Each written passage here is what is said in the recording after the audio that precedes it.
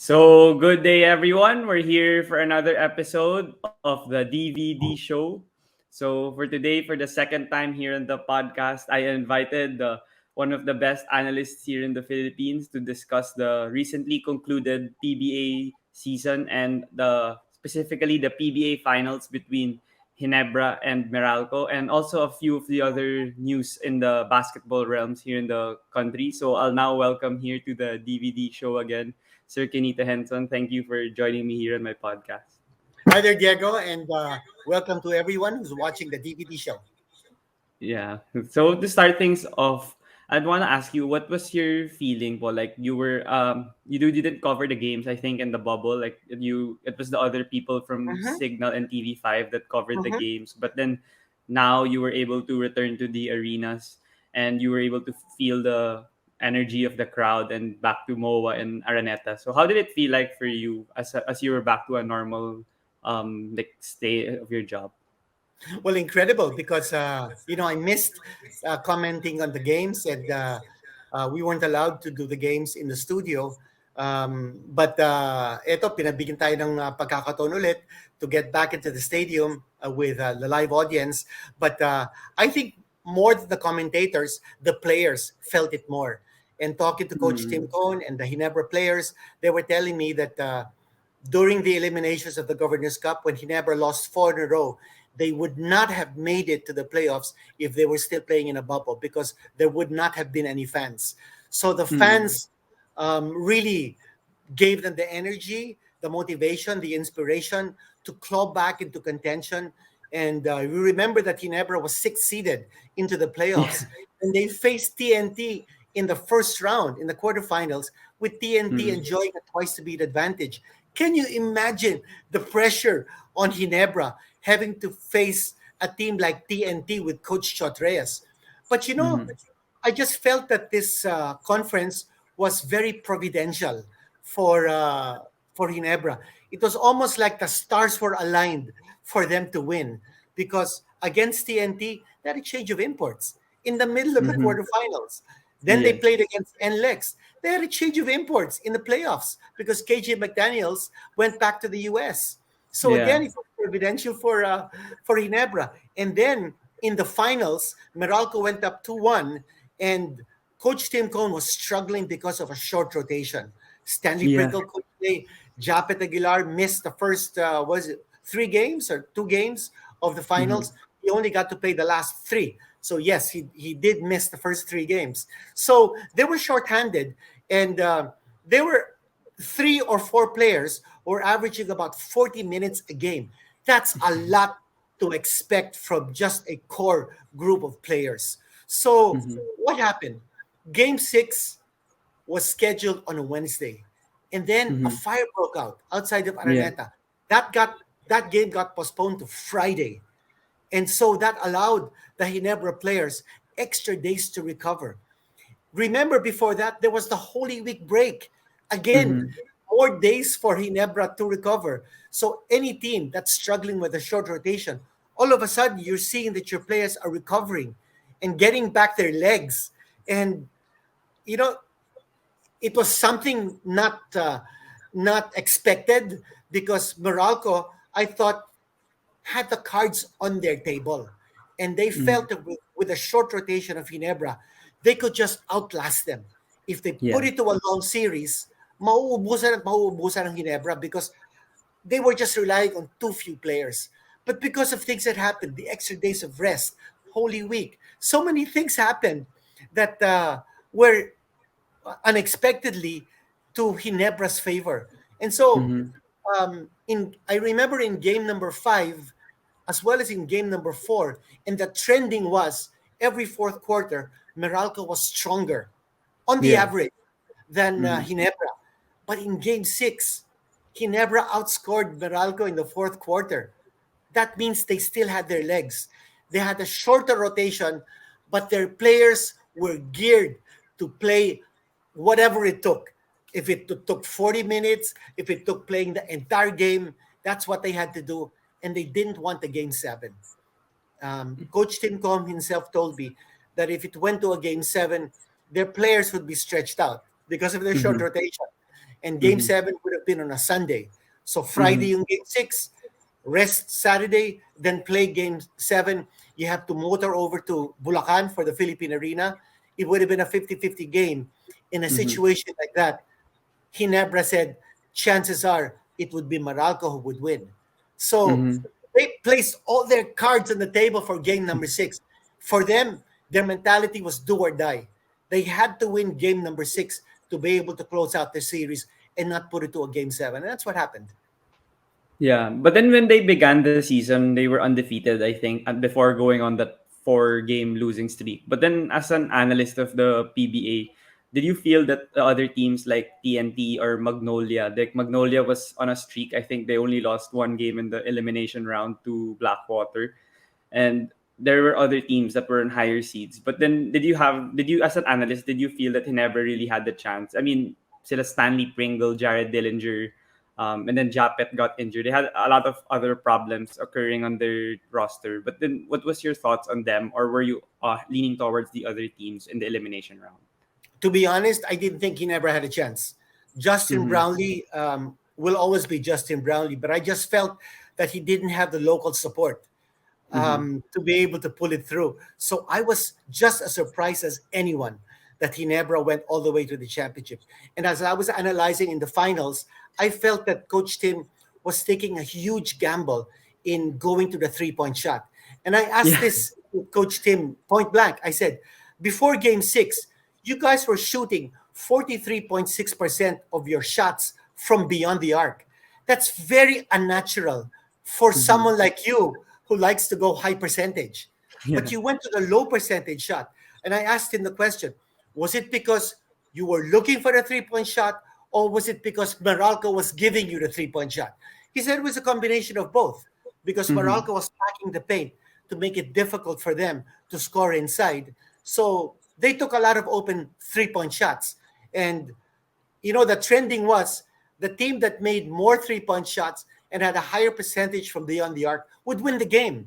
So they were just throwing the dice, so to speak.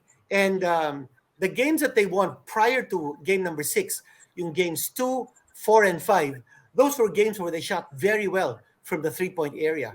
And but in game number 6, when it was winning time, when it's do or die, you notice that Barangay Ginebra didn't anymore attempt 43.6% from 3-point distance. That percentage went down to about 34%. So that Mm-hmm. means Coach Tim Cohn knew exactly what he was doing. He wanted to go high percentage. And also at the time when they needed to win game 2, because before the finals, Coach Tim told me that his goal is always to win the odd number games in a best of 7 series. Well, they lost game Mm-hmm. 1. They lost game Mm-hmm. 3. And after losing game 1, he felt that game 2 was a must-win situation for them.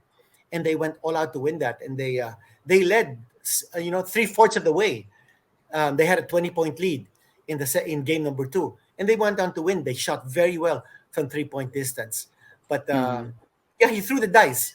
And they were lucky that they won. And when the fans are behind you, and for game number 2, there were over 12,000 fans, and you know I would say 3/4 were for Barangay Ginebra. And when Yeah. the crowd is chanting Ginebra and you're taking those shots from the outside, I don't know, they they will fall. They will fall for you because you're feeling it. You're in the zone because of the fans. And Coach Tim did admit that without the fans, they wouldn't have won this championship. Yeah. You mentioned a lot about Coach Tim, and I watched the part one of the Play It Right TV interview with Yeah, Ginebra. And yeah, yeah, Coach Tim, since I've been following Ginebra ever since before, and even Coach Tim, like he's evolved as a coach. Like there are a lot of sets now that it's not solely triangle. Like he has certain that's right. plays now that Uh-huh. uh fits Stanley Pringle, Justin Brownlee, or Christian Standhardinger. And Yep. even with a short rotation, like you could see he utilizes players like Arvin Tolentino now. Like before he doesn't like use rookies or young players, but then now he Yes. like likes them to space the floor. So what's your thoughts on Coach Tim? Like he's evolving as a coach, and now even the 3-point shot, he's relying on it more than before. So is that why you think he's still like the goat or one of the best coaches here in the Philippines? I would think so because he changes with the times. He does not stagnate. There are Mm-hmm. a lot of coaches who, because of their winning tradition, they stick to what they are used to. And when that happens, you sort of become obsolete. You don't go with the times, and you really have to. And with Coach Tim, he's a student of the game. He checks out the NBA games all the time. He looks at what Eric Spoelstra is doing at Miami, and Yeah. he applies a lot of the things. And in fact, I mentioned it in one of my columns that Coach Tim is coaching like Eric Spoelstra. Jimmy Mm-hmm. Butler is his Justin Brownlee. I said Scottie Thompson is his Tyler Hero, Mm. and LA Tenorio is his Kyle Lowry. It's Yeah. you can see that he's not stagnant. He's always Mm-hmm. looking to improve himself. He's learning. He's always learning. He may have won 24 championships in the PBA, but he's never content with what he has done. He feels that there are still more challenges out there, and also because the other teams are getting stronger. Make no mistake about it. Even Blackwater, I think they've got 3 first-round draft picks coming up, and I think they're going to be a force. Mm. And if Blackwater and if the other teams start picking up their game, I mean, Phoenix was a disappointment. I think if Mm-hmm. Northport continues to improve with Yeah. Bolick and Arwin Santos and Jamie Malonzo, and if they get a couple of more guys out of the draft who'll be able to help them, um, I don't know if they can manage to get Greg Slaughter to Come sign, back. Yeah. then anything can happen.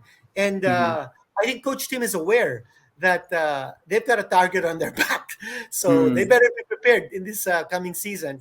He's already declared that Justin Brownlee will be their import for the second conference. So and he says he's not worried that other imports will be much taller because the ceiling right now is 6'10" for the second conference. But I was told that the board will also consider unlimited height because Oh, the okay. EASL team, the Bay Area Dragons, will be playing as a guest Mm-hmm. entry, eligible to win the championship in the second conference. So they might just lift the ceiling for imports and bring in as tall as you want. If that happens, then Justin Brownlee, being 6'4" and 1/2", he'll be at a major height disadvantage. But they have Japet and they have Christian, and they can play Mm-hmm. together. And Justin Brownlee can play the 3 spot. And if they play zone with him at the top, I think they'll be competitive. Yeah. With Ginebra, you mentioned that they have Christian and they have Japet as their big men, but Japet was not 100% in the series, and he missed Mhm. the earlier juncture. So guys like Raymond Almazan and Tony Bishop and Cliff Hodge, they were able to play well on the paint. Like in game one, I remembered they got all the pick and rolls, and then Hodge got like 18 points and 9 field goals made. Like he just shoot Yeah. in the paint for all those shots. And then sometimes in rebounding, Ginebra had a disadvantage in height because they'd make Arvin Tolentino or Justin Brownlee play the four compared to Coach Norman, who tried to utilize two bigs or even sometimes three bigs at the same time to try to win that battle. But why do you think Ginebra still won like the hustle plays? Like, is it because like Scottie Thompson is playing like a big man? What are the other reasons why you think Meralco couldn't bounce their size on Ginebra? I think it's because Coach Tim plays team ball. He doesn't really just look Mm. at 1 or 2 players. He likes to create mismatches, but he doesn't rely on mismatches all the way. He likes to play everyone at the same time, playing to the same tune. And I think he just found the right formula to get his players to play together. I mean, it helps that you have a Scottie Thompson who can out rebound Tony Bishop, and it's amazing how he does it. But Mhm. but he also experimented on a few things. In game number 6, for instance, he started Japet Aguilar for the first time in this finals, and he tried to go with a big lineup. After a while, it didn't work because the Yes, it chemistry is. was not there.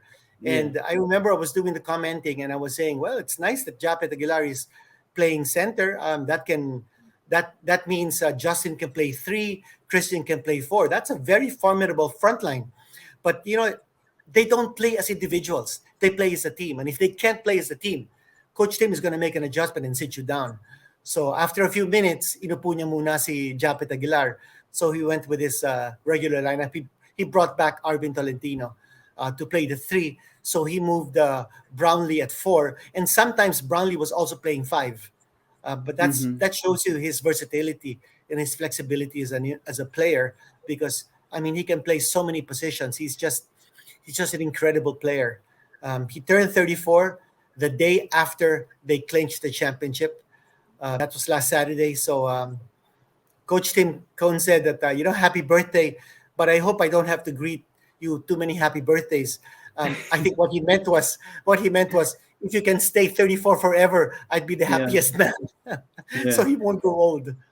Yeah. But with Justin Brownlee, like, yung mga ibang imports, I'm pretty sure you know po na yung mga ibang imports, hindi ganyan yung attitude or yung character na sobrang selfless. Like, nung game 6 yata, one field goal attempt lang siya in the first half. Tas he knew in the second half when to step up his game and rack up more shots. Pero what makes like Brownlee special with Ginebra? Is it like the chemistry talaga, since yung mga imports, 'di ba, they go out tas iba na naman yung import next year tas bago na naman, since 2016 halos siya na yung import, and I think si Charles Garcia, he was an import for a while lang, but then since that si Brownlee na talaga. Like, is it really his personality, the team, the culture coach Tim imparts to them? Like, what makes him so effective, even not just a scorer? Well, chemistry is definitely a big reason, but you build your chemistry through the years. And if you're not talented and if you're not skilled, you're not going to last very long. So chemistry will not be an issue for an import who's not good. But Brownlee has played 8 conferences now in the PBA. He has won 5 championships and he has won 2 Best Import awards. So he's an amazing player.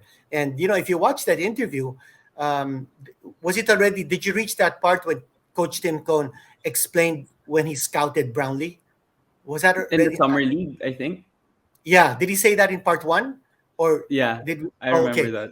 Okay, Yeah. because I don't know how they spliced it, how they edited Mm-hmm. it. What's in part two? But Yeah. he did say that he scouted him in the summer league, but he wasn't the original choice.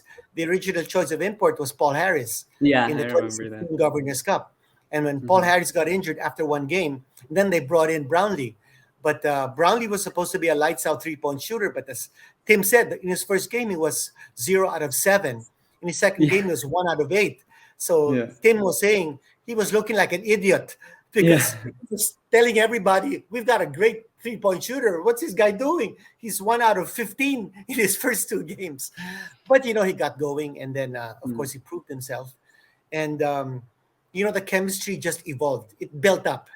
But as I said, no, if you're not skilled, if you're not talented, you don't have that approach, if you don't have the team mentality, you're also not going to stay long. You're not going to have that chemistry.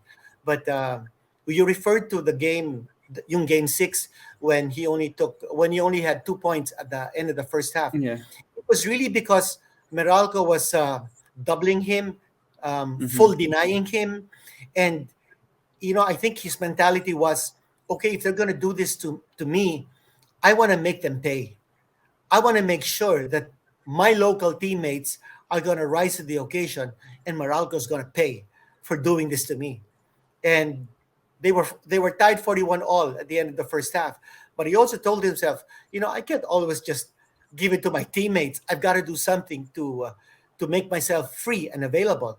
So there were adjustments that they made to get him free. It's very much like what Miami did to Trey Young in game number 5. Yeah. If you watch that Yeah. game, it's exactly what they, except that Miami did it to Trey Young the whole game. Meralco Mm-hmm. just did it to Brownlee one half. They didn't do it in the second half. Yeah. Um, but then, because he never made adjustments, I think Coach Tim referred to a play called corner out, where Mm. they put their men in the corners and then they gave screens so that coming out of the screens, you would be free on top Mm-hmm. of the key. And then because you'll be free, you will be going one-on-one with the Mm-hmm. defense spaced out. So, there were many adjustments that he did, but that's because Coach Tim is such a great coach. But Mm-hmm. also, having said that, Diego, I think Coach Norman Black did an awesome job. Yeah, And I I think, agree. I think if without those delays, I'll tell you, without those Yeah. delays, I think Meralco would have won a championship. I Mm-hmm. honestly think so. And Aaron Black, the way he played, he averaged a triple double in the in the PBA D League. Yeah, So AMA with AMA. yeah, so Yeah. this guy is a talent. He's not just because he's the coach's son that he's playing. This Yeah. guy can has proven that he deserves to be in the PBA. And if I were to be asked to award the most improved player trophy, I Mm-hmm. would give it to Aaron Black, hands Yeah. down, hands Yeah. down. And for Coach Norman, I just thought that he didn't get enough from Cliff Hodge. I thought Mm-hmm. Cliff, he was being asked to do too much. For you to guard Justin Brownlee for a 6 game series, The that whole really takes game. so much Yeah. out of you. Yeah, it takes so much Yeah. out of you. And he needed Cliff Hodge to be competitive off the boards. Mm-hmm. Almasan would get you the points, 6, 11 points sometimes, but he wasn't a dangerous one Mm-hmm. man force. I mean, you could dismiss him. Mm-hmm. Um, I honestly think that they should have run a lot more pick and rolls with him because he's a great roller. Mm-hmm. But then Barangay Ginebra also knew what to do because they Mm-hmm. were playing zone. So even if he got loose on the roll, there would always be someone May sasalo. stopping Yeah. him, yeah, from coming Yeah. strong to the basket. So Yeah. um, I don't know. Also, the shots of Meralco didn't fall for them Mm-hmm. in the late stages of game number 6. So Chris Newsom didn't play his usual game. Alain Maliksi was on and off. I thought Ginebra really did a good job of stopping him and making it difficult for him to get off his shot.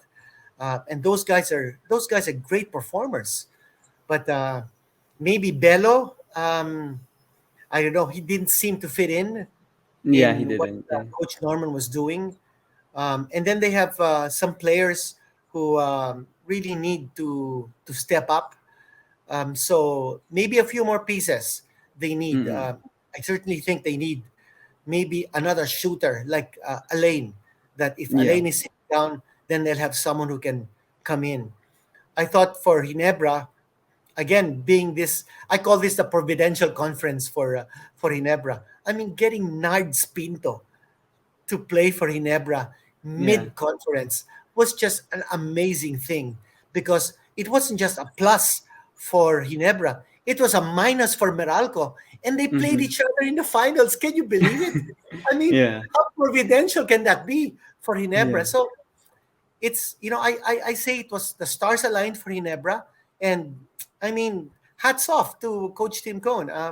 He did what he had to do to win, and it was destiny for them to win. But I'm sure that Meralco's going to get another shot, and inevitably Coach Norman is going to get that championship for Meralco. Yeah.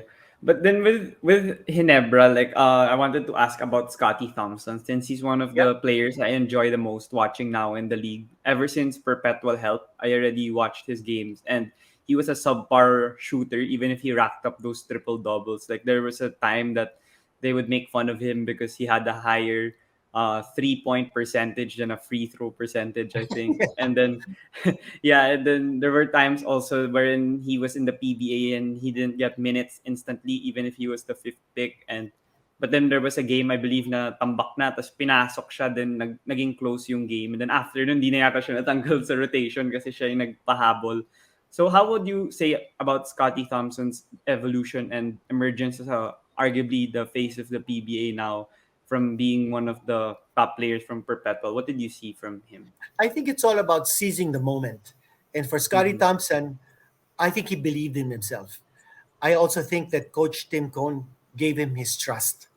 And, those are two very important ingredients for a player to progress and mature and develop in the Pro League.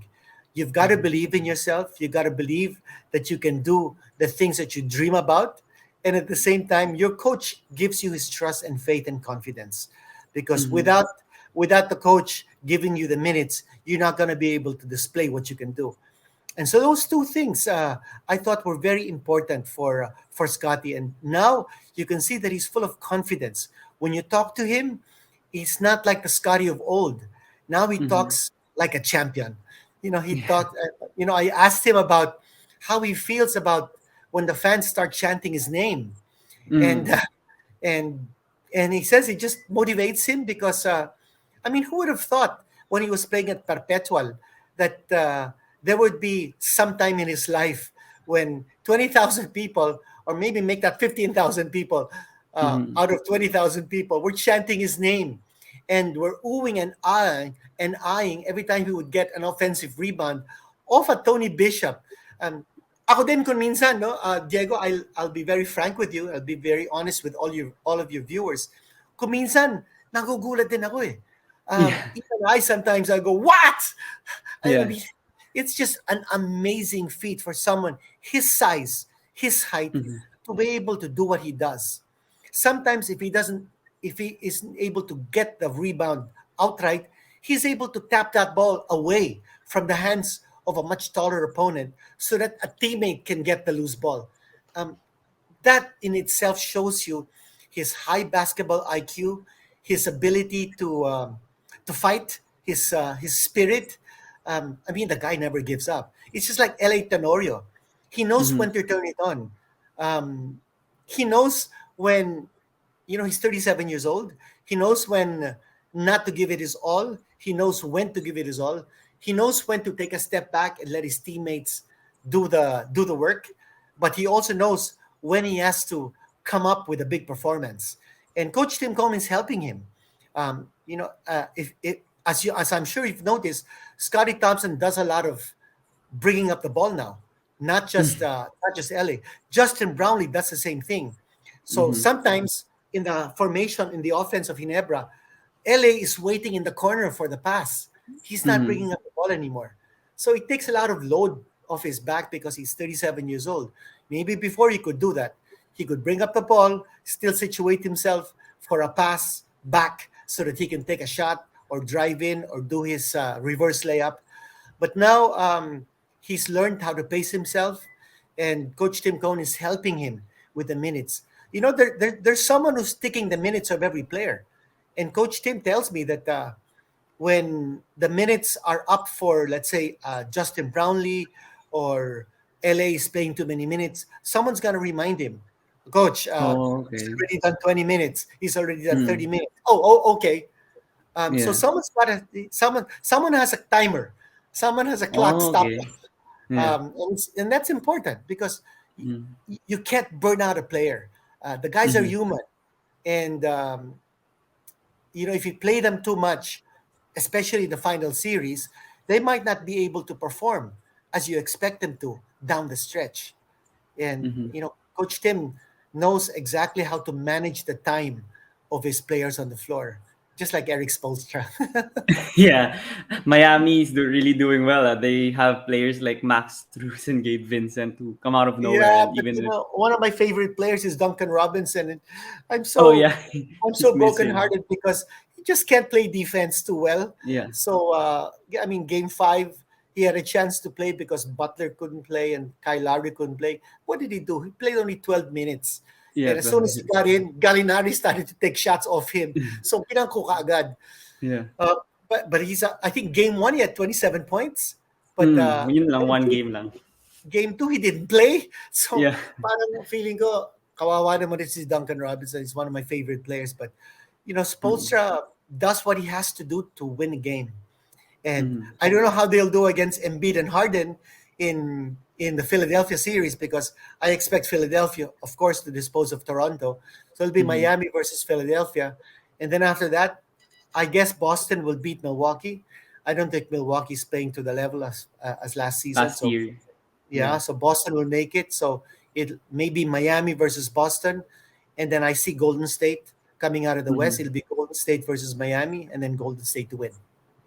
Okay, yeah. Golden State's really strong right now, and even I think they're the best. Like objectively speaking, I think they're the best team now in the Yeah, NBA in and the of course, playoffs. Golden State and Miami are coached by two outstanding coaches who Mm-hmm. will be in Manila in 2023.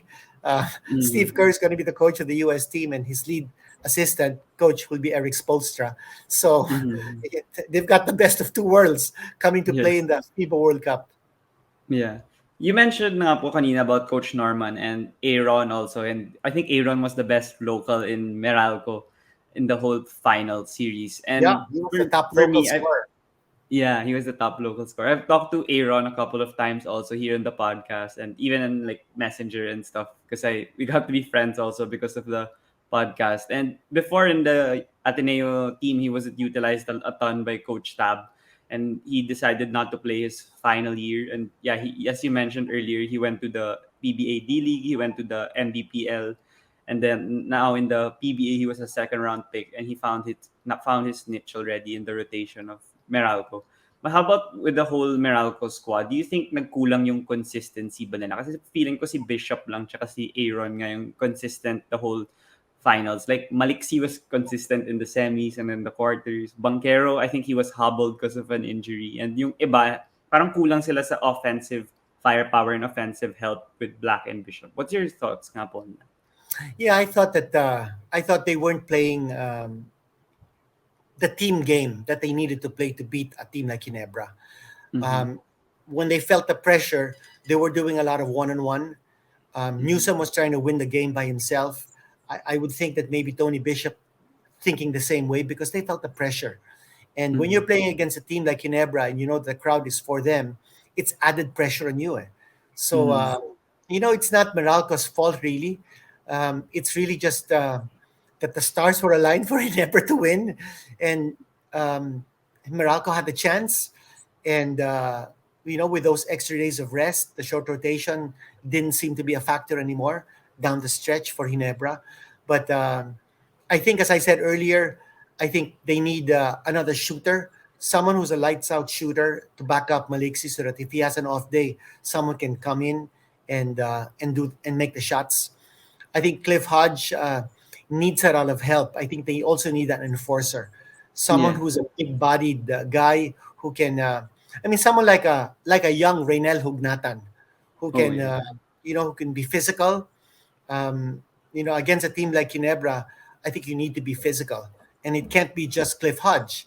And after a while, you couldn't ask anything more from Cliff because he was defending Justin Brownlee, which is just an awesome task. But Mm-hmm.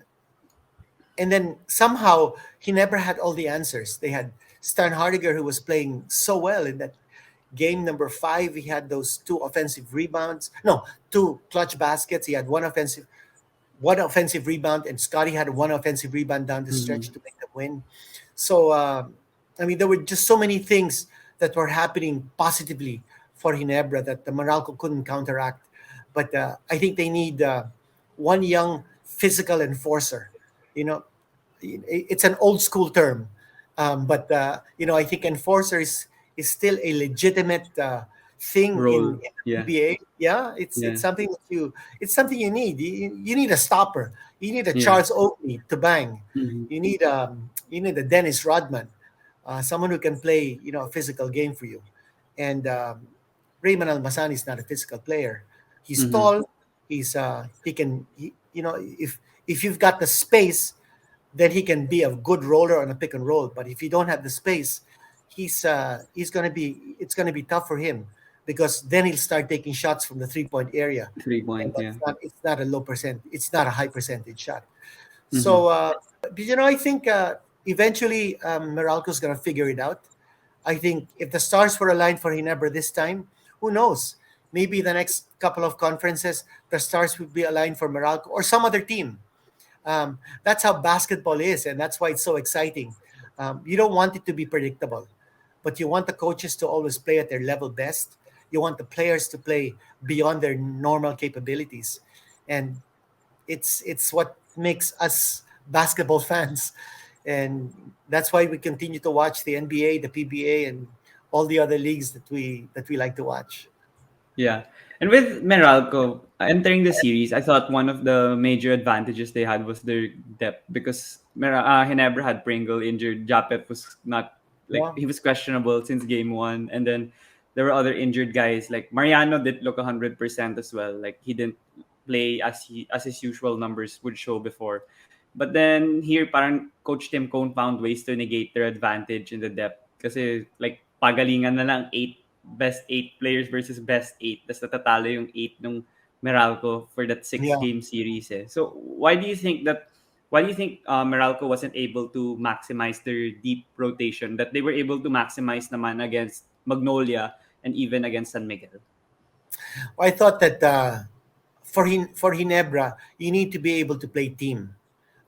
It's Mm. very difficult for you to play Ginebra if you're just going to rely on individual talents. And Mm-hmm. uh, and I think um, when it came to winning time, Meralco did just that. They tried to win it single-handedly, and it's very Mm-hmm. difficult when Chris Newsom was trying his best, but he was doing a lot of one-on-one. Aaron Black himself, when he was launching, when he was attacking, it was great. But I would have liked him to see him penetrate, draw, drive, and then dish, so that there's more movement, there's more chemistry. But he never does a good job of making you play the way they want you to play. And there was a time when Aaron Black was continuously posting up LA Tenorio, but Yeah. that's what he never wanted. He never Mm-hmm. wanted Aaron Black to post up LA Tenorio, so there would Yeah. be no ball movement. The ball would Yeah. die with Aaron Black, and you'll take your chances whether Aaron Black is going to shoot from low post or not. But you'd rather Aaron Black facilitating from the outside and passing that ball around. So there were many things many mental things that were going on in that game, in that series, that sort of favored Ginebra. And I also thought that when Ginebra started to find its stride, nagpanic ng konti yung Meralco, because they started to say, wait a minute, we got to do things right away. If they're um, you know if you notice, before game 6, the 3 games that Ginebra won, they won because they led 3/4 of the time. And that and every time they won, they had big leads. Game 2, the biggest lead was 20. In game 4, the biggest lead was 20. In game 5, the biggest lead was 14. So in every game that they won, if you look at the minutes that where they led, it was like 34, 35 minutes in every game that they won. That means they were dominant. So they were able to take the starch out of Meralco early, whether it's the second period or the fourth period. So they didn't let it go to a fourth quarter. Because sa fourth quarter, dun sila dahado because they gas out because of their short rotation. That's why I was saying that practically in every game of this series, Meralco was strongest in the fourth quarter. Yung nga lang, they weren't able to close it out because Ginebra's lead was too big. So they had Mm-hmm. to come back from so big. Although they outscored Ginebra consistently in the fourth quarter, except the game 6. That Mm-hmm. was when Ginebra just poured it on. So, Yeah. every series is different. Meralco might have had the number of Magnolia, but Ginebra, it's different when you're playing a Ginebra team in the finals, because Coach Tim, you already have the advantage of the crowd. Tapos you have the advantage of a cone.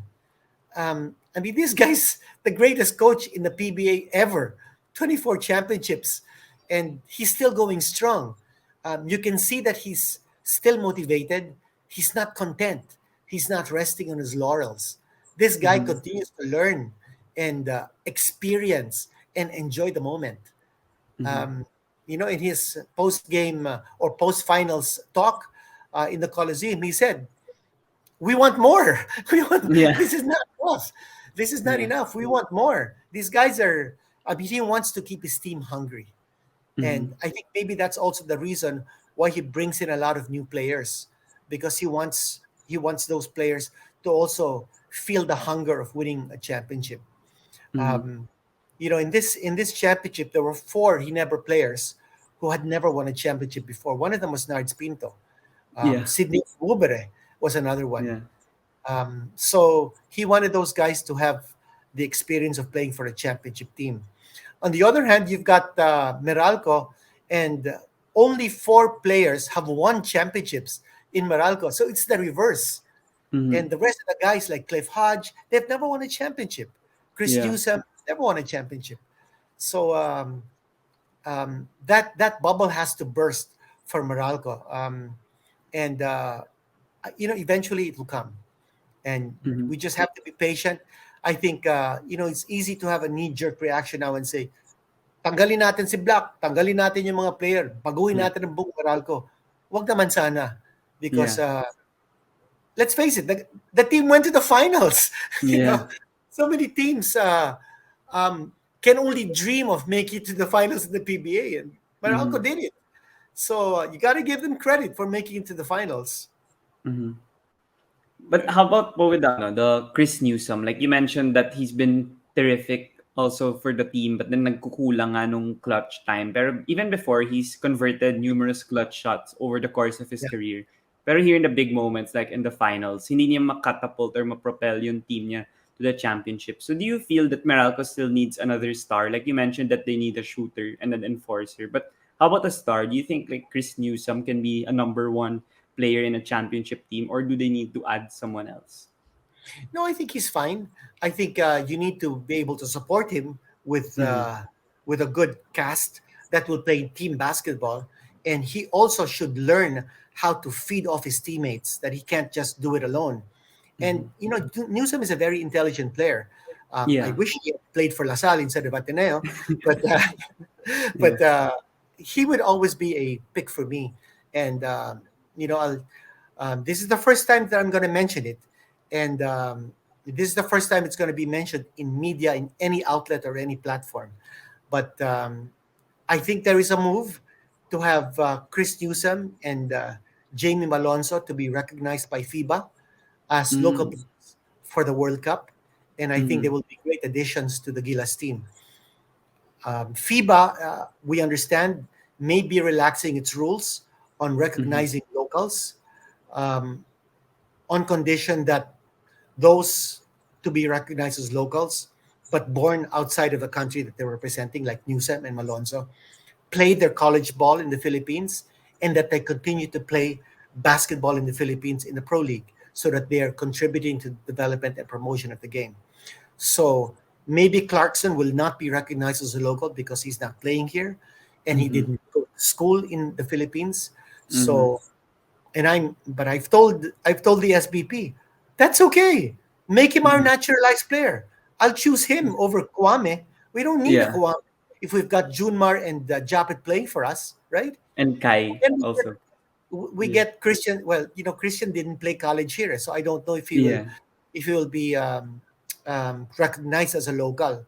He Mm-hmm. played college at Nebraska and Hawaii, but he lives here. I mean, he's playing Mm-hmm. here, Mm-hmm. so I'm hoping that he gets a chance. Pringle is another one, but he played at Penn Mm-hmm. State, so I'm hoping that FIBA naman looks kindly at our players because Yeah. come on, these guys have Filipino blood and they Mm-hmm. want to play for the Philippines. They make their living here. They live here. Even if they didn't play college ball here, they're playing in the PBA, so they're contributing to the development of the game. So I'm just hopeful that maybe Pringle, Stan Hardiger, Malonzo, Newsom, all of those guys can play for the Philippine team and throw in Scottie Thompson. I think we need someone like him to give us Mm-hmm. fire. I don't know how he'll play against a Facundo Campazzo, but Yeah. it would be fun to watch. Mm-hmm. But we've got to have a good mix of shooters. We've got and bigs, and if we've got a Clarkson there, he'll take care of the shooting. And Mm-hmm. you know, if Pringle is there, he can also score the ball. So maybe things will be right for us. Let's keep our fingers crossed. I think in August, the Secretary General of FIBA, Mr. Zaklis, is coming over, and maybe we can get some things done. We don't know if it's going to happen, but I'll tell you for sure, the SBP is doing its best to make us competitive for the World Cup. And our prayers, our hopes, and our wishes are all for the SBP because I have complete trust and faith and confidence in the leadership of the SPP, Al Panlillo as president, MVP as the chairman emeritus. Even if they're from Ateneo, I salute them. Yeah.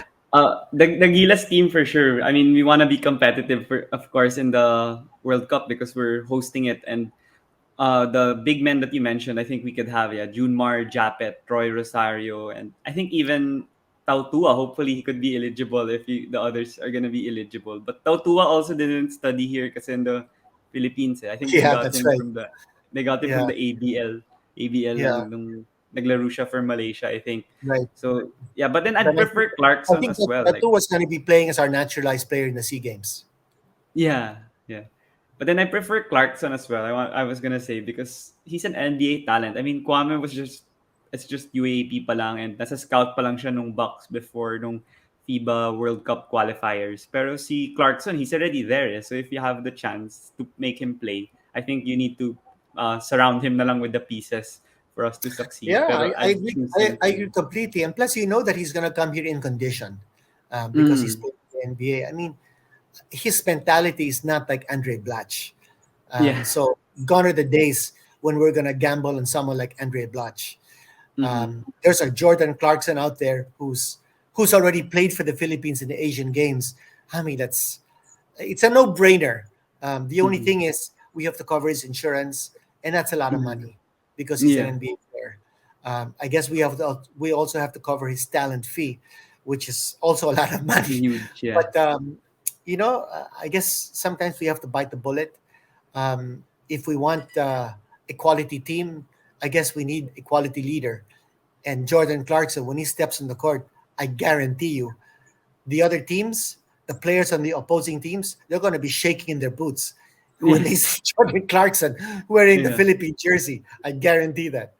Yeah. I hope that actually pushes through because the last time he played or the only time he played was Asian Games lang eh. So sana first time na maglaro siya sa FIBA. And malakas sana yung team natin and formidable team with Coach Chot Reyes at the helm. But before we Yeah. move on to the big news today as of this recording with the Kai Sotto declaring for the draft, I wanted to ask about the finals like the Ginebra versus Meralco. You mentioned that Meralco is still lacking pieces. But then do you think that for the Ginebra side, like, is there any other thing the other 11 teams could do to topple them? Because next year, maybe they will have Pringle back. It's going to be all Filipino, so they won't have Brownlee. But then they're going to be deep again. Or do you think that they could pounce on maybe the age since you said that they rely on a shallow rotation and you can't do that like the whole elimination round and playoffs? Because they have a lot of tenured players like Devans, Dillinger, Pringle, and all these and Tenorio. So what do you think is like the formula on try to competing consistently with a team like Ginebra who has immense star power? Well, I think Coach Tim realizes that the age factor is something that he has to contend with. And you mentioned a lot of players who are in their 30s. Jeff Chan is 39 years old. Oh yeah, So Chan also. I think Coach Tim is realizing that. And come all Filipino, he's going to be relying just on his locals, and Brownlee won't be there to bail them out. So I think he's got the eighth pick in the first round of this Mm-hmm. coming draft. So I don't know who's going to be available by the time he Yeah. drafts. But he did say that he'll start off with whoever is available as a big, because that's a rare commodity. Those are his Mm-hmm. words. But there are a few players in his roster who um, who are dispensable. And ako, feeling ko, sayang lang yung roster sa Ginebra kung hindi mo naman magagamit yung mga player. So, I think Brian Enriquez, I think Maurice Shaw, who was brought in as a practice player. I don't know about the future of Onwubere. Maybe he Mm-hmm. has potential, maybe he has a future. I understand that Joe Devance is taking him under his wing. So maybe maybe it may be time for Raymond Aguilar to move on to you know other endeavors, but Mm-hmm. he's got to rethink his lineup. He's got to think about getting that. If it means having to trade for a good wing player who's young, who can help out Stanley Pringle, who can help out Scottie Thompson. I think that would be good. Pringle and Thompson, they alternate two and three, and lately Scottie has also been playing number one. So Mm-hmm. there are many things that are available, and Scottie's not even 30 years old, so he's part of the young generation of Ginebra. But I think Coach Tim needs to be able to look to the future, um, and um, and he's got to look to the future now before it's too late. But the Mm-hmm. other teams are certainly going to look at the draft and to shore up, and they're not going to be sitting idly waiting for other teams to get stronger. Every team is going to get stronger. And now that Converge is there, and it looks like they have a commitment to also be a strong team. And I'm wondering if they're going to make any major player changes or trades. But I think they're sticking with the nucleus of Jaron and Robbie Herndon and Mike De Mm-hmm. Gregorio. But who knows what will happen? See, Mr. Dennis Uy is a very impatient man who's always striving for excellence, as Attorney Chito Salud said. So Yes. they want to win, and they'll want to win right away. They're not gonna wait for a couple of conferences. So they want to be competitive immediately. So that's a challenge. I think for every team. I was actually thinking that Phoenix would go far in the last Governors Cup. When you Mm-hmm. have a Matthew right there and you have an Aljon Malesio, who's one of my favorite players, as you all know, Mm-hmm. and Jason Perkins, I thought they would really go far. I just didn't expect that they would falter as they did. But Coach Topex is a great coach. I think is a fabulous motivator. But I think they really need a few more pieces just to be able to get themselves really tough. I think they need to toughen up, especially during crunch time. But they can't just be relying on Jason and Matthew to persistently bail them out. I mean, R.R. Garcia, fine. Mm-hmm. RJ Azul, fine, but got to be a little stronger for them to be a major contender, to be a serious threat. But I guess that's a challenge that's facing every PBA team. Yeah. The import scenario of Phoenix, I think, derailed their success this conference. They had like Dominic Sutton, they had Harris, but then he got injured Yeah, right after Christmas. I think that game after or yeah, on Christmas, the game on Christmas against NLEX, he got injured, and then they had Sutton, and then they changed it again once more, right? They had three imports. That's why I think they didn't get any success, even if they had Perkins and Wright on their squad. But then I think Phoenix will be still strong next conference. But then moving yeah. on to I'm the hoping. hoping. yeah, go ahead. Sorry. No, I was just saying that. Yeah. Also, stroke of bad luck. They were holding on to Harris for the longest time. They Mm-hmm. were hoping against hope that he would recover. And then by the time that they realized that he wouldn't be able to come back, it was too late to get someone who would be an impactful player. So Mm-hmm.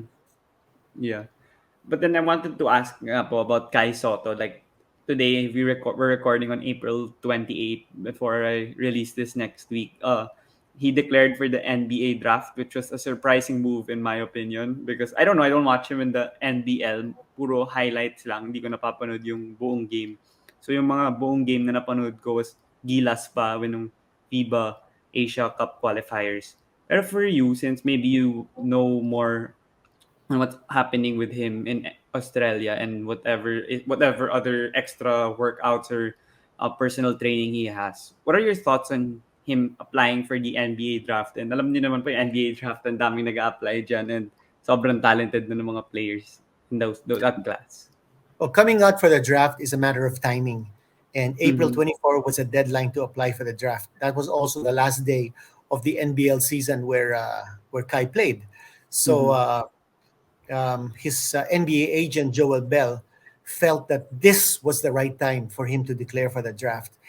Mm-hmm. Who knows? Maybe next year might not be the right timing for him. Yeah. Maybe by then, the people who would be applying for the draft, a lot of them would be 7-footers. So he may not be able to get the kind of attention that he could get if he applied Mm-hmm. for the draft now. So again, it's all a matter of timing, and that's a decision that is made by the NBA agents. And Joel Bell made the decision, and he recommended it, and Kai Sotto was all for it. But I thought Kai had his moments in the NBL at a career high 21 points. I thought he showed great basketball IQ. That's one thing that I feel that he has over a lot of 7-footers. He knows how to play the game. And he also has developed a good perimeter game to complement his style. I think in the NBA, you're seeing a lot of exciting alley oops, and he showed in the NBL that he's capable of receiving that pass and throwing it down. So I feel that there's a lot of potential. There's a lot of upside in Kai. I don't think that if he makes it to the NBA and plays for a team, he'll be an instant starter. I don't think Yeah. that's going to happen. Maybe he'll be a better version of a Joe Chi. Joe Chi didn't last Mm. very long, but he made it to the Houston Rockets for one season. But he got injured. But maybe that was just an excuse that they couldn't play him because he didn't seem to fit, or he wasn't strong enough, or he was too soft, whatever reason. But Joe Chi is also in Australia, or was in Australia. But for Kai, the challenge is for him to show what he can do in the draft combine. I think he'll be invited to a lot of training camps by NBA teams. So it's his call to show what he can do. I feel that if a team sees his potential and is willing to invest in him for the future, that he will have a place in the NBA draft. And he Mhm. may not be a first round draft pick, but I think he'll be a second round draft pick. And it'll be a first for the Philippines to have a Filipino, full blooded Filipino, to be picked in the draft of the NBA. Is he ready for the NBA? I don't think he'll be a match for Joel Embiid. I don't think he'll be a match for Giannis. As I mean, that's obvious. But I think if he's in a good team, a team where he can learn, when he can develop and polish his craft, I think there's a future for him. But a team must accept that he is an investment. In other words, a project. But Mhm. there aren't many 7-3 players like him, who's smart, who has a perimeter game, who can do some of the things that he does.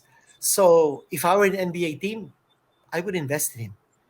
I would put my chips on his name, and I'd pick him, maybe a second round pick, and take my chances. Make him grow, toughen him up. I think he's well. I also think he has to find an NBA team that will buy out his contract in Australia. That's that's a minimum, because he signed for a 2-year contract in Australia. So the NBA team that picks him up will have to pay the remaining year of that contract to his Oh. NBL team, which is the Adelaide 36ers. But Mhm. that will happen. If it, as I said, no, a team must recognize his potential and his upside, and if they do that, then he'll be a draft pick. Yeah, that's great that you mentioned that he's has immense potential. But then for you mentioned already that he's likely a second round pick. And I wanted to ask, so kung saan ba yung tingin mong fit siya na organization? Kasi since nga parang project pick siya na pwede mo pang i-develop sa G League or limited minutes muna sa NBA. There are teams like San Antonio who's good in player development, Toronto, Miami. Like Miami had Omer Yortseven. Like where did he come from? And then when Adebayo got injured and when Morris was injured, they trusted him into the starting lineup and he delivered. And then now, kahit limited minutes siya, I'm pretty sure pag naglaro ulit yan next season, magaling pa din yan. Yung mga ganun like OKC then, they develop their players well with Sam Presti. So where do you think Kai fits? Like, hindi naman kailangan yung pinakamagaling na team. Yun yung magaling mag-develop sa kanya para in the next 3 to 5 years, pwede na siya maging reliable big man. Yeah, I think so. I don't think he should hope that he'll be in a title contender right away. Maybe he can Mm-hmm. be a two-way player, a player who can Mm-hmm. go to the G League and then go to the NBA team, and do it that way. But I think it would be nice for him to play in a team that also has players like him, so that Mm-hmm. sa practice, dun siya makikipagsabayan. He Yeah. may not be able to get the playing time in actual games, but at practice, that's where he can toughen up. And you're so right. I was surprised with Yurtseven, and he actually played in Turkey, but he was born in Uzbekistan. So, I'm thinking, this guy can play in the Asian Games or in the Mhm. FIBA Asia, because he was born in Uzbekistan. But I think he already played for the Turkish national team. But Oh, okay. Yurtseven is a great example of a player. And you also have a Deadman who's playing Mhm. for Miami. But of course, they're stacked up already in the big man department because of those two Mhm. guys. Plus, you've got Bam, who's immovable at the center spot. For But sure, yeah. it would be nice, for me. It would be nice if Kai could be part of the Miami heat system, and then he could grow with Yurtseven and Deadman playing against Adebayo at practice. Wow, that would be tremendous. And Mm-hmm. of course, baka people will accuse Coach Eric for favoring a Bias. Filipino because he's a Filipino. Baka sasabihin nila, nepotism! But Mm-hmm. if people will recognize that Kai has a tremendous upside, Miami would be a nice team. It would be a nice team. Mm-hmm. But then at the same time, title contender kasi ang Miami. Maybe you would Mm-hmm. want to go to maybe, I don't know, a Houston Rockets team that didn't make the playoffs, or some of the teams down the bottom that also Mm-hmm. didn't make the playoffs, because they're the ones looking for talent. They're the ones looking for people to develop. So baka naman those are the teams that are willing to invest in the future in someone like Kai Sotto. So I'm hoping for the best. Whatever decision is made, whichever team picks him, gives him the chance, because I think he deserves a chance. I think Kai Soto is a tremendous talent, and I'm hoping that he can. He's not going to play for us in the Sea Games, but I'm Mm-hmm. hoping that he can play for us in the Asian Games, if his NBA team allows, if he's drafted in the NBA. Yeah. And if he is drafted in the NBA, I hope he doesn't spend too much time in the G League. I hope they give him an opportunity to play really in the NBA, so that Mm-hmm. he gets the taste, he gets the feel of what it's like playing the highest level of competition. Yeah, I hope he's like one of those guys like Hassan Whiteside who was in the G League and then someone he just got an opening in the lineup and then they made him play for like a couple of games. Like even Jeremy Lin when it was Lin Sanity, like Yeah, they just put him in yeah. there for a few games. Tas ang galing na niya, tas hindi na nila siya matanggal sa But, rotation. So yeah, but Whiteside, I don't know about him. yeah, Miami me took a also. chance with him, but they Yeah. eventually let him go because he's not the kind of player you want for a team that wants to play like a team. But Yeah, he's a talent. He's a yeah. talent. He was in a scuffle against Reggie Bullock and Doncic in the last game of Dallas and Utah. And it was a Yeah. 30-point game. He was trying to create something. I don't know what he did. He got ejected and they were down 30. But then before we wrap up, Sir Quinito, I know I want to ask your realistic expectations also on LaSalle. Like as of this recording also, they just beat Adamson and I think they clinched a spot in the Final Four. So what are your observations or expectations with LaSalle? I think since they're already in the Final Four, like what do you see in the team? Maybe some things you're disappointed in or some things you're happy with. And I saw you po in the Jumbotron, like they focused you in the UP game nung last Saturday. Yeah. I'm always in touch with Coach Derek, and Mm-hmm. I think our support group has been very solid. But we also have to temper our expectations. This is a very young team. Mm-hmm. Michael Phillips, Ben Phillips, Deshaun, they're all playing in the UAAP for the first time.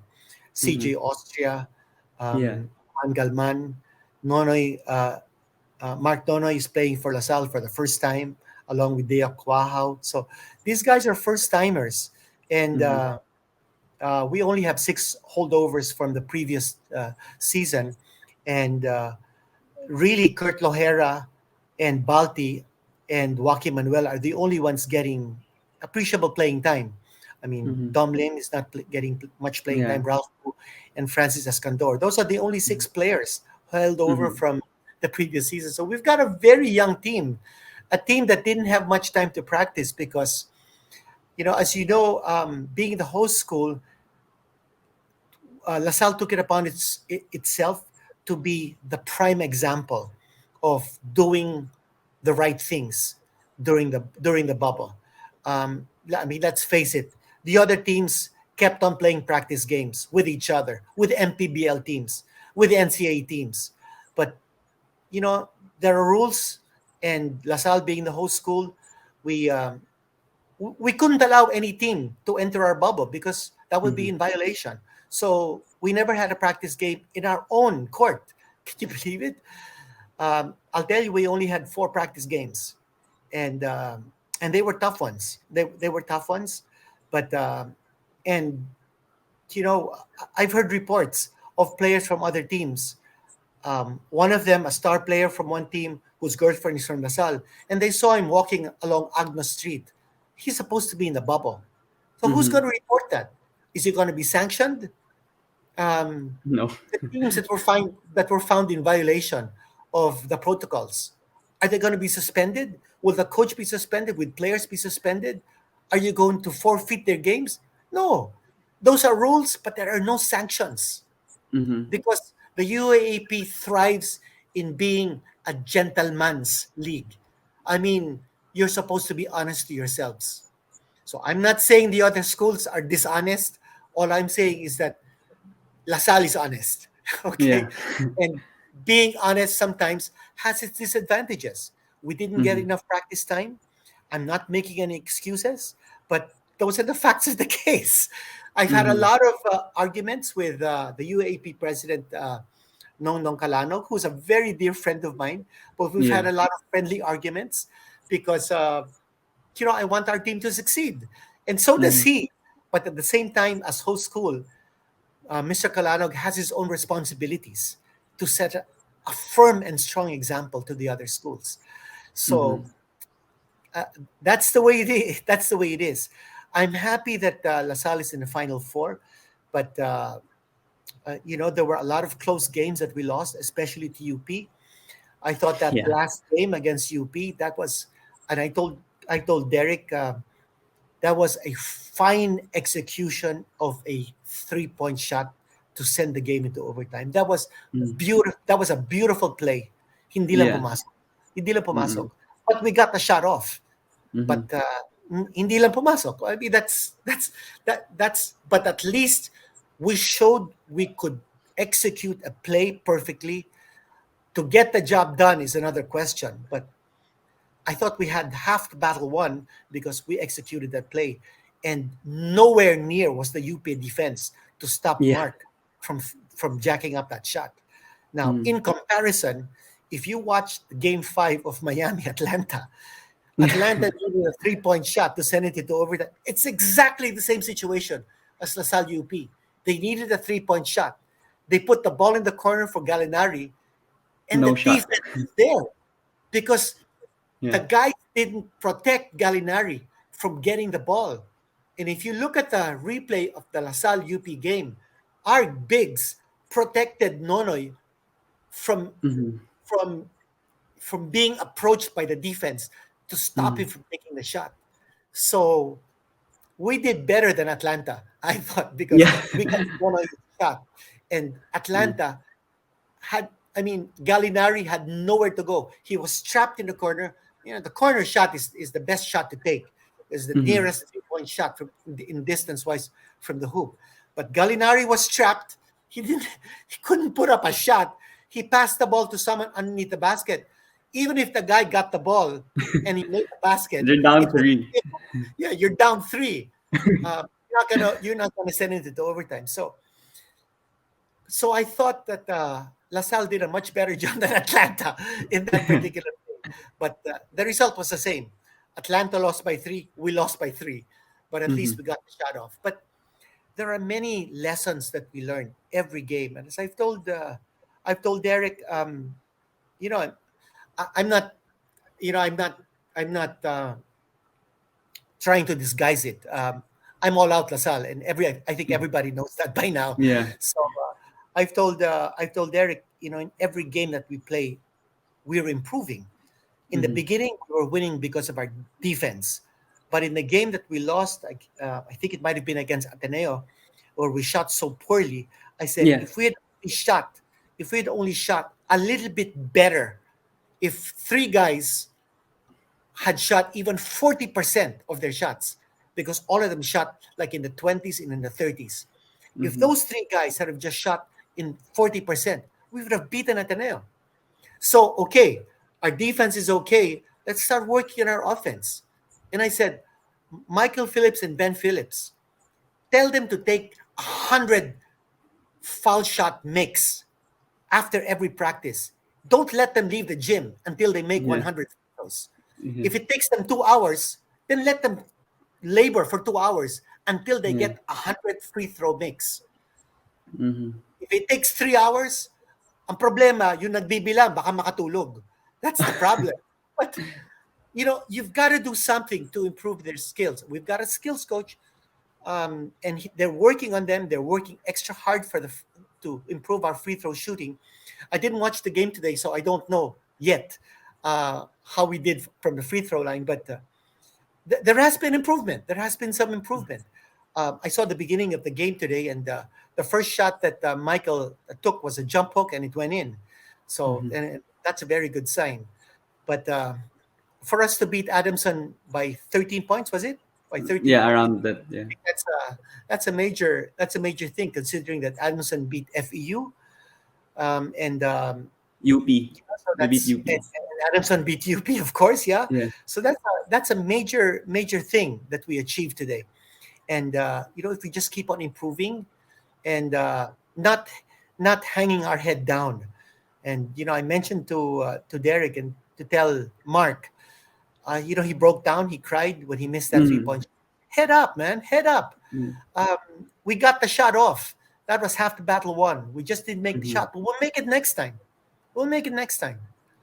And we're a young team. We've got a long way to go. We may not win the championship this year, but we're going to fight. The problem is if we land 3 or 4, my understanding is there will be a playoff, a knockout game between 3 and 4. Is that correct?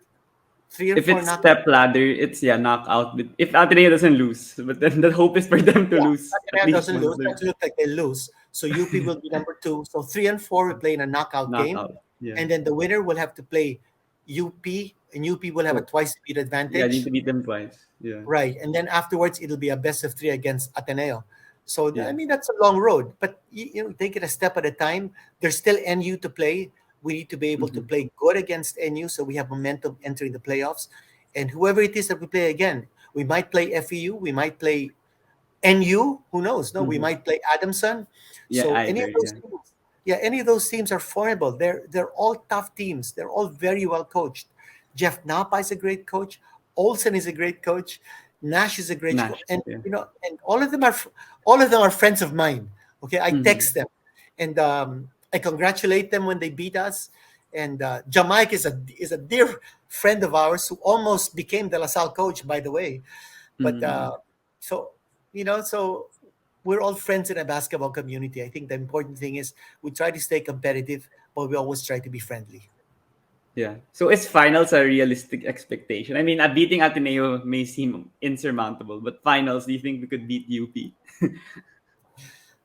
We lost to UP by 2 in the first game and by 3 in the second game. Yeah.